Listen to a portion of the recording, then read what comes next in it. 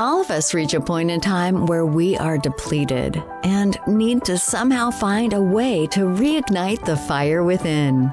But how do we spark that flame? Welcome to Reignite Resilience, where we will venture into the heart of the human spirit. We'll discuss the art of reigniting our passion and strategies to stoke our enthusiasm.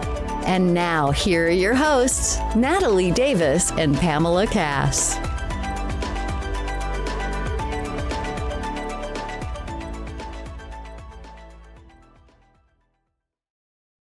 How am I ever going to find him, guys? I was mad. And I was working for neighborhood housing services. They help people to fix up their houses and stuff. So I was doing that at the time. And I had a board of directors that was really influential. And when we had board meetings, we'd go out, and I had started drinking. And this one night, I had my mom babysitting. I went over to her house. I was so drunk, threw up on her bathroom floor, slipped in it. And when I woke up the next morning, my face I was like, who have I become? I was like, no more drinking for me. I was like, if God is saying, no, I can't have a relationship with my son, so be it. I'll just have to press on and do my best with the 3 that I do have. So fast forward, maybe 4 months later, I'm at my mom's helping her clean up, and the phone rings. And my mother has remarried a very nice man. He's a hairdresser. He combs her hair every day, and they have a beautiful relationship anchored in workability. I mean, it's just really fantastic. But he's also on dialysis. So the phone rings, and I answer. It's like, hello. He's like, listen, I am CW's cousin from California, and we just finished a training in New Orleans for teachers. I was like, wow, I wonder if they know. I was like, oh, you know what? That's my problem. I always think that, oh yeah, this could be I was like, I'm not even going, I'm not gonna ask those people nothing about this. They said, we want to stop by and talk to CW because we've never met this side of our family. So I was like, well, he was on dialysis. Let me see if he wants to entertain you guys. And she was like, yeah, tell him to come. I was like, yeah, come on over. We'll be waiting for you guys. So we started like fixing cookies on a tray and sodas and stuff. And so they come over, we serve them, and I'm in the room cleaning up. And they said, yeah, our trip to New Orleans was great, but when we leave here, we're going to go and visit our friends, the Aarons.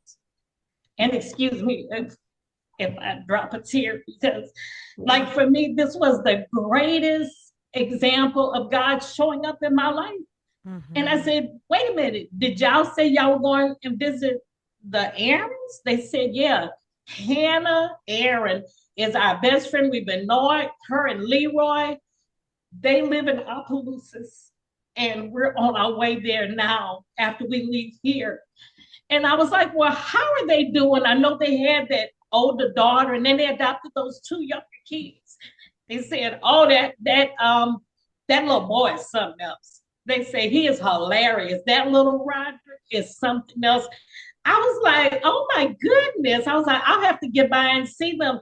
Do they still live in the same place? They say, yeah, on Abe Lincoln. I was like, oh my goodness. That's great. So glad, to meet you guys. When I tell you, my stepdad never knew them. Didn't know anything about them. They never came back. They never called again. The only thing they did was stop by, and the information that they provided helped me to find my son. Wow. So anyways, I'm sorry for crying, but every time I think about that, is just, I've been horrible. Anyways. Thank you for sharing that. Yeah, that's huge.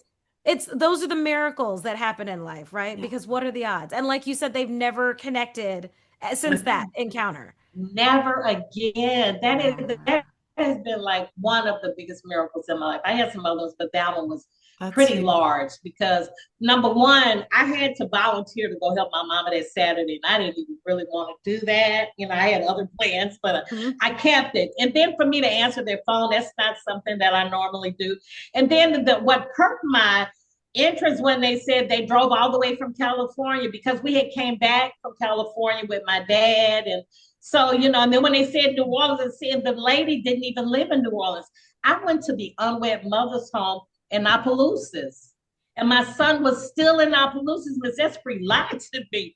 But thank goodness she said New Orleans, because I would not have been in tune to the whole conversation. So anyways, it's a tapestry of life events, and you string them all up. And if you have the ability to take whatever negative happened to you and don't look at it as negative, because what I learned in Landmark 4, like sometimes we label things, right? You say, oh, that was so negative. Was it? What was negative? What, you had a kid I had a kid when I was 16. See, right now I'm 67. My grandchildren are grown, and now I get to see the next generation. I have the cutest grandchildren that you ever, and see, I'm young enough to still enjoy that too. So, it wasn't timed, it wasn't planned, but was it a mistake? No, it wasn't a mistake. It was God's purpose for my life. So I could tell somebody else who might be pregnant at 16, hey, there's still a life after this. You don't have to give up, but you do need to know what you want in life. And that was, I guess, for me, the one thing that kept me going is that I kept saying, well, what is it that I really want to do at this point in my life? I wanted to be a carpenter because I want to be like Jesus growing up. I was like, I'm going to be a carpenter like Jesus. So when I signed up to go to carpenter school, there were no other women, but I didn't look at it like that, because I always tried to stay in touch with my inner self. What is it that you really want to do? And when I went to the carpenter school, failed the math portion, came back and told my ex-husband, I was like, Daryl, I took the test at the carpenter school. It's only 3 blocks from here. I was like, but I get to go back to take the test. He beat me because he did not want his wife going to school with a lot of men. And he thought that maybe somebody would have liked me, or maybe I might become too independent. Took my book that I was supposed to be studying and said, you're not going back to take the test. Well, I found where he hid the book. It was at the top of the closet. He would go to work at 2. About after I got dinner ready and he was gone, I'd go and take that book gingerly. I studied for 6 weeks, went back, passed the test. Then I came back and I was like, Daryl, I went back, I took the test, I passed, I have a job. I go next week from 7 to 3:30. Your schedule now is from 6 p.m. to 2. You're going to keep the kids during the day. I'm going to go to work, and I make $6.87 an hour. He was like, you make more money than me. I was like, exactly. He said, well, that's cool then. So then he started calling all of his friends. Man, my wife got a job. my wife going to school to be a carpenter. I was like, shut up. But then they gave him more money to drink with his alcohol. That's it. That's it. But that still is not without any adversity, because even after I started working, like one guy was the superintendent. He was like, you're doing a great job. I'm going to bump you up from a first period apprentice to a 4th period apprentice. I was like, this is so much money. He said, and Saturday, I want you to come and meet me so we could get the tool shipped. I was like, sir, I'll be here. He was like, and that's overtime. I was like, wow, I'm going to have so much money. So we get to the tool. I was like, how do you want to do this? You want all of the saws over here? And he said, no, I want you to come over here and give me a kiss. Oh. I said, dude, what? He said, I want you to come over here. He said, why do you think I bumped you up from a first period to a 4th period apprentice? I said, well, you said because I was doing a good job. He said, listen, I think you're pretty. I think you have a bright future with me. But like I said, come over here and give me a kiss. I said, oh, I'm sorry. You thought I was single? I'm married. Yes. I'm married. I said, I got 3 kids. I was like, I would not be coming over here to give you no kisses. Sorry about that. He said, I'm going to say it one more time. He said, come over here and give me a kiss. Oh, we're not organizing those. I said, well, you want me to leave then? You decided not to organize the Friday. He gave me my pink slip. So I was like, but do you think I could tell my husband? I bet you I didn't say a word. I was like, Daryl, they laid me off. I wasn't doing that good. But JC was doing better. I was like, I started Yeah. Oh. So, I couldn't tell him. Mm-mm. Oh no, I think we might have lost her. Hold on just a moment. Let's see. Yes, she's frozen. Hold on. I'm gonna hold. All right, Marilyn. So I have a couple of questions for you. Sure. You've referenced the training that you went through. What was the name of the training again? I went through a course called Landmark Education. Landmark. The forum. I went. It's a curriculum for living. I don't know if they're still doing it. And different people have gone and had, different results. But Yes. there are lots of this type of training out there. Things that, like, I believe when we first started, Pam is doing some meditation. I would say that type of genre provides opportunity for accelerated growth. Okay. Giving yourself the ability to be authentic with yourself, like tear everything away and say what is really here, and then to meditate on that. You know what? I made this decision out of this fear. I made this decision out of wanting this result. Yeah. So for you to really get in contact with what is it about yourself? What are you doing at the end of the day that's repetitive, that doesn't work, but you continue to do it? You think harder, because then maybe if I do it harder, I will get better results. Where meditation strips all that away, and it makes you really get in contact with who you are.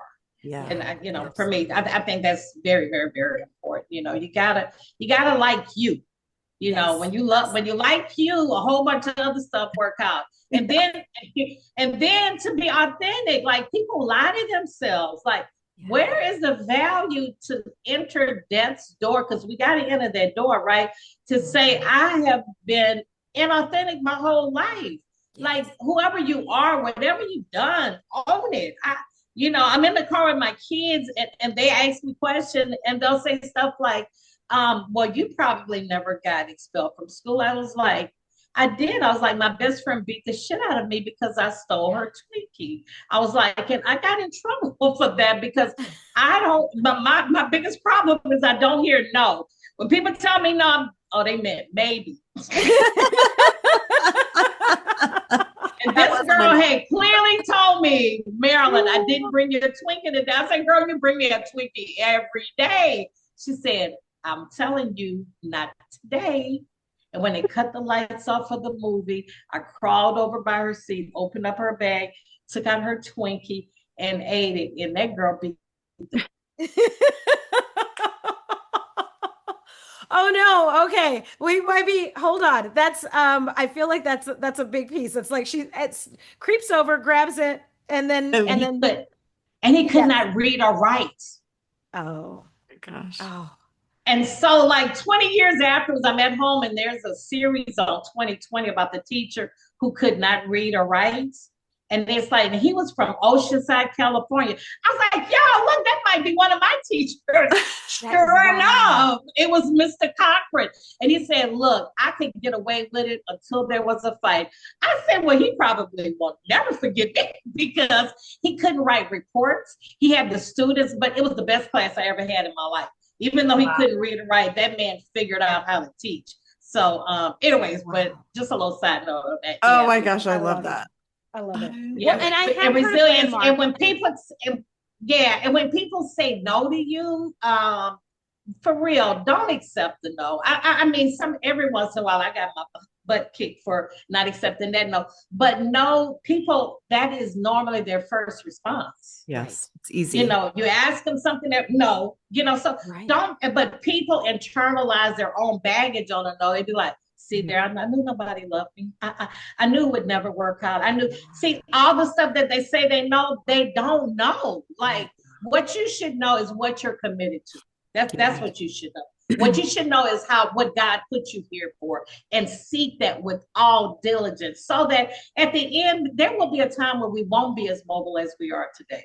There'll be a time where we won't be able to think as sharp as we do today. When those things happen, have the receipts to say a life well lived, right? Yes. Isn't that should be our goal? So Absolutely. anyway. A life well lived, I think, is huge. That's huge. A big one. Well, Marilyn, you've shared with us your background story. Pam and I were visiting that we feel like this might become like a 3-part series in terms of hearing your story, because we really want to hear what you're working on now. You just mentioned that you recently retired, not necessarily what was on your radar or your plan, but you're also working within the space of life coaching as well. And that is correct. Yeah. So yes. Kind of tell us about the work that you're doing right now. Yeah. So right now, I've started the process of developing a life coaching business. I've done seminars and workshops for groups groups that are connected, like boards, or maybe folks that are touching an area of our community that requires assistance. And so I bring those groups together for them to have a more cohesive experience with one another. Sometimes you get on a committee and the group doesn't function well. Yeah. And when you meet, it's just another opportunity to gripe and complain. You might get a little something done, but nothing to the level if everyone has been cleared.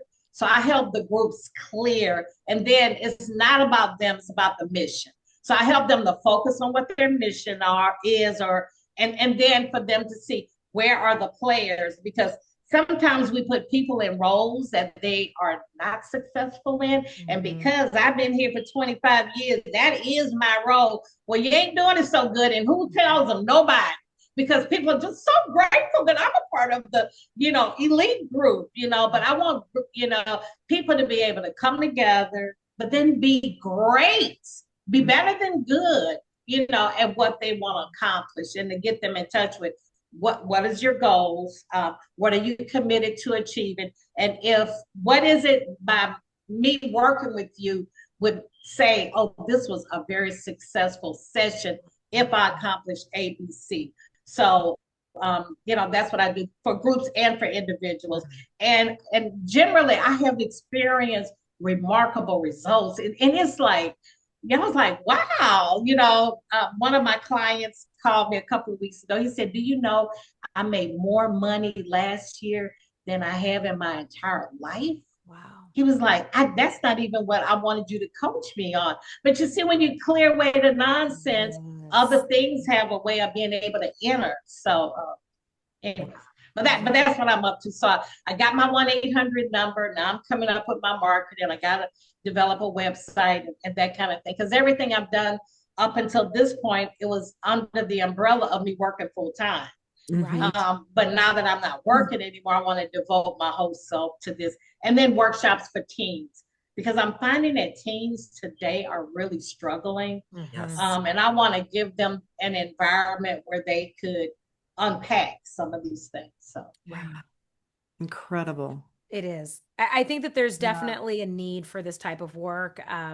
It's hard to, what do they say? The saying, it's hard to see the forest, the trees for the forest. Yes, exactly. Because you're so focused on the tree that's in front of you, thinking that that's the ultimate, that's the only option that you have, not knowing that there is an entire world of opportunity that expands. And as soon as you get into alignment with what's important to you, what are your priorities, who's the person that you want to be when it's all said and done, right? Like a life well lived. What was that? What does that look like? And then just striving for that. And you said something earlier too, when you were talking about Pam and her retreat, that I think is really powerful. It's being able to like yourself. Like it's when you have that great relationship with yourself, it's amazing how differently you look at things. Yes. And that's a space that not many people sit in right now, is liking themselves. And some people really get off on making you feel bad about yourself. I don't know what that's about, right? Yes. Some people really get off on there, like they verbally vomit all over you, and then they're like, I feel great, but you don't have to accept it. Yeah, you know. I always say that's not my stuff, that's your stuff. You go figure that out. That's yeah. What is my niece says that sounds like a you problem. It's a you problem. That's not exactly right. Yeah. Like I like that. And also your family of origin also too don't have to I'm sorry. Say that again. Say that again, Marilyn. Your I'm sorry. family of No, origin. I was just gonna say, sometimes people feel that their family of origin, that they're tied to them for life. You don't have to do that either. No. You know, sometimes you have that toxic stuff within your family, and it's okay to separate yourself. You say who has front seat in your life, you know. Yeah. I love that. And this journey that you've come to in terms of the coaching and working with individuals and organizations is coming on the heels of, if I say forced early retirement, is that accurate description of kind of where you were in ending your career? Well, you know, I don't want to say forced. Okay. Because I don't want to, for me, I never want to feel I don't have a say. Okay. Okay. And so I was in the era of Trump and Doge. Mm-hmm. And they presented something to say, if you would like to leave now, this is what we'll offer you. Mm-hmm. Now, I could have said no. I could have said no. I want to stay around for the nonsense every day. I could have said every Monday, I want to say what I did the week before. I'm a leader in my group. I could have stayed on board for all of that and listening to all of my co-workers in their moments of fear and trepidation, what's going to happen next week and all of that. But I decided, you know, I told my boss, I was like, you know what? I want to leave on my own terms. I don't want our agency to be where there's this many people and I'm a part of the group over here that they say has to go. I said, I would prefer to create something else for my life because the God that I serve, he's a big God. And just like I was able to come here, he'll provide all the resources necessary for my life. That is what I believe. That's what my faith dictates. And this is a great opportunity for me to exercise my faith and walk into the next chapter of my life. I never wanted me working for the government, or at least working for SBA, to be my last work experience. So, you know, the timing is a little early, but this is what is happening now. So I'm going to walk into that. And so, you know, so anyways, it's just a bit, so some people that left, I was forced, you see, but then you put negative on your life. That's you know, like, no, I was like, I had the power not to leave. I could have, you know, lots of other things you could have done not to have left, but I didn't feel like that was advantageous for me. Yeah. So, and this just gives you more time to impact more people. Exactly. More teenagers. And so I think it's an amazing thing because I think there's a lot of people that need your story and need your help. And I'm gonna send you guys a little clip of my retirement party because it's when they surprise me. So my grandkids, we always do the 4th of July at my house. You know, when I got this house, my sister had passed away and she left 2 kids behind. And so I had gotten my nephew to come and live with me in the Arlington, Dallas area.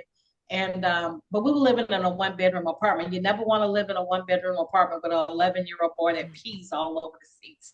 So, you know, word of wisdom, he needs his own bathroom. He needs his own bedroom. Stinky socks, I just couldn't take it. So I started looking for this house.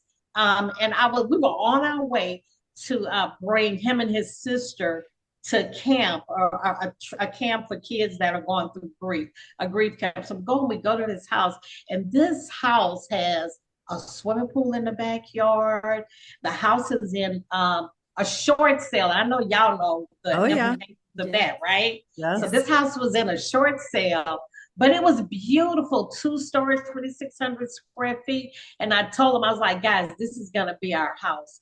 And it was in August. School started in September. So I told the realtor, we really want this house. He said, listen, this house has been on the market for going on 3 years. They've had 6 failed contracts.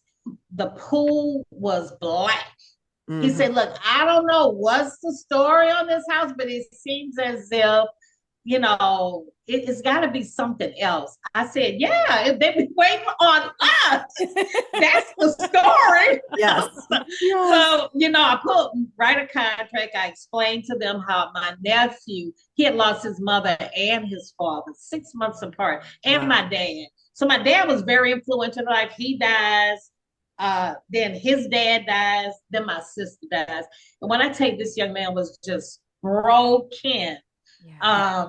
And so we wrote all it up, sent it to the bank, and the bank said, y'all gonna get this house. Mm-hmm. Do you know we closed within 30 days? Wow. Everybody that I talked to, they said, girl, for a short sale doesn't happen. That does not happen. I was like, okay. So we move in, but now we got a pool in the backyard. And so get the pool and everything fixed. So every year my family comes over for a 4th of July party. And this year at the 4th of July party, they decided to give me a retirement party the next day. I didn't know. I mean, I know everything. I'm the kind of person, I don't miss a beat. So they said, let's have a bonding moment with Momo. We're going to take you shopping for Sana, my granddaughter that's 19, to get her perfume. So her brother is 26. She's 19. And then my daughter has a 14-year-old. So they take me to the mall. My thing I hate is shopping. I hate to shop. Well, I hate to spend. And I always look at the stores, especially the malls, as an opportunity to separate me from my money. So they were like, we're going to go to this store. We're going to help Sanaa understand how to select perfumes. I was like, this is ludicrous. Who does this? So we go in the store and everybody wants to spray us. And I was like, first of all, now that we've been sprayed with all these colognes, she'll never know which one she likes. Because now the sense. So then he was like, okay, well, we're going to go to another store. I was like, another store shopping for perfume? He was like, yeah, they have the little cards. We'll get them to spray that. So now we've been gone for over an hour. I was like, are we finished perfume shopping? They were like, yeah, we can leave now. I said, well, what are we buying? It was like, I don't know. We'll have to come back. So I say, guys, I love spending time with y'all, but just so you know, I hate shopping, and I hate shopping for perfume. Never plan another trip like this ever again for me. So we get home, and I walk through the door, and my daughter is like, happy retirement. I was like, happy retirement? They was like, yeah, we couldn't get you out. You were just being like, it was like, go to the store. Go to the store. And so they have my house all decorated, and it was wonderful. But I'm gonna send y'all. It's a short clip on that. Please do. Awesome. Yeah. Please do. Well, congratulations on retirement. Thank you. Taking control of that process. You're right. It wasn't an experience that was happening to you. You were going to take control. It was happening for me. Yes.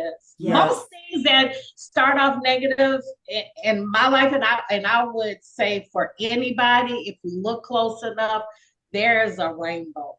Absolutely. But you got to keep looking. Yeah. I love it. Oh my gosh, Marilyn, it has been an absolute pleasure to have you on the show. Thank you for sharing your story. Oh my gosh, this was great. And there's more in the middle. We got the beginning, we got where you are right now. We want to hear the middle and then where you're going next. So we're going to have to bring you back for another episode. Please. But Natalie, please send me your number because I like to visit with you off of this right here. So anyway, I absolutely will. I will send you a message as soon as we hop off. But thank you so much for joining. So nice to meet you and accelerated growth for you, Pam, this weekend. Thank you. I'm excited. That's right, Pam. Yes, everyone's going to send positive thoughts to Pam as she enters into her silent retreat weekend. We'll do an episode and talk about it because I think we need to talk about it. Yes. And for our listeners, if you want to find out more about what's happening in the world of Reignite Resilience, head on over to reigniteresilience.com or find us on Facebook and Instagram. Until next time, we'll see you all soon. Bye. Bye, everyone.